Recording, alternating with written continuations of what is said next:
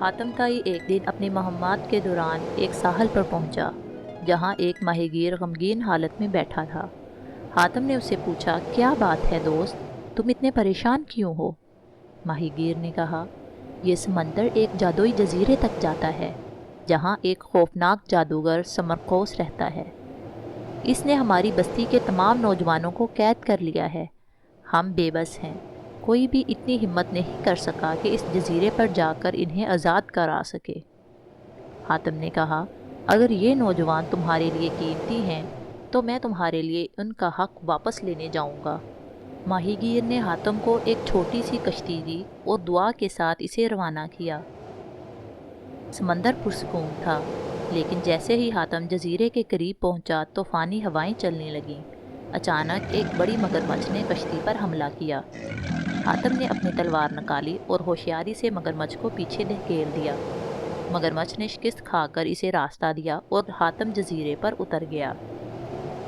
جزیرے پر قدم رکھتے ہی حاتم نے دیکھا کہ یہ جگہ حیرت انگیز تھی۔ درختوں کے پتے چمکتے ہوئے سونے کی طرح دکھائی دیتے اور ہر طرف عجیب آوازیں آ رہی تھیں۔ لیکن جزیرے کے بیچوں بیچ ایک بڑا قلعہ کھڑا تھا جس کے ارد گرد اژدہوں کی فوج پہرا دے رہی تھی۔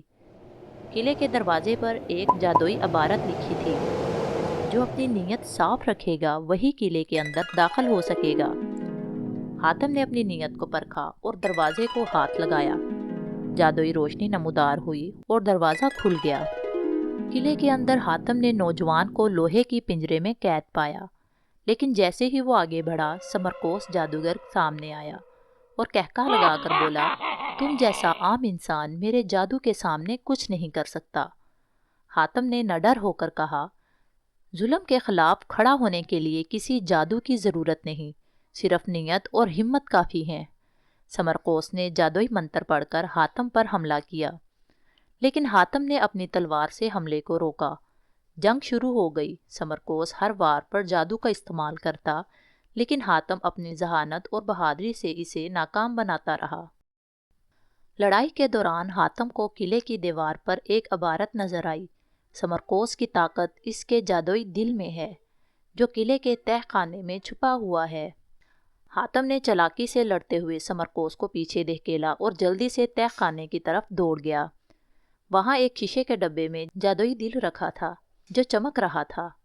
حاتم نے اپنی تلوار سے ڈبہ توڑا اور دل کو مٹھی میں دبوچ لیا۔ جیسے ہی دل ٹوٹا، سمرقوس چیختے ہوئے اپنی طاقت کو کھو بیٹھا اور ختم ہو گیا۔ جادوگر کے خاتمے کے ساتھ ہی پنجرہ کھل گیا اور نوجوان آزاد ہو گئے۔ قلعے کی جادوئی دیواریں گرنے لگیں اور جزیرہ ایک عام جزیرہ بن گیا۔ نوجوانوں نے حاتم کا شکریہ ادا کیا اور حاتم نے کہا، یہ میرا فرض تھا، ظلم کے خلاف لڑنا ہی اصل بہادری ہے۔ حاتم نوجوانوں کو لے کر گاؤں واپس آیا۔ ماہی گیر اور گاؤں کے لوگ خوشی سے جھوم اٹھے۔ انہوں نے حاتم کو دعاؤں اور محبتوں سے نوازا۔